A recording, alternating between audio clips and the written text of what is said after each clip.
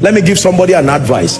If doors keep closing over you, find out those who the door is opening for and ask them what they are doing. Don't get angry and complain around. Are we together now? You forget everybody's birthday, you forget whatever it is, you are not part of anything in anybody's life. Then one day you show up and you find out those who have a track record of years of investing in the life, you also want a table there. No sir, no sir. Life does not work like that. Somebody wanted to meet with one of the fathers of faith in this nation, and he sent a text. You know, sometimes some of these young guys that have papers full of revelation, that God asks them to see this, then they come to meet you and they say God told them that you should carry them to that father of faith. Say no. The reason why God raised us is so that stupidity will not reach their corridors. We can manage it from here and say, young man, please come. That's not the way it is done.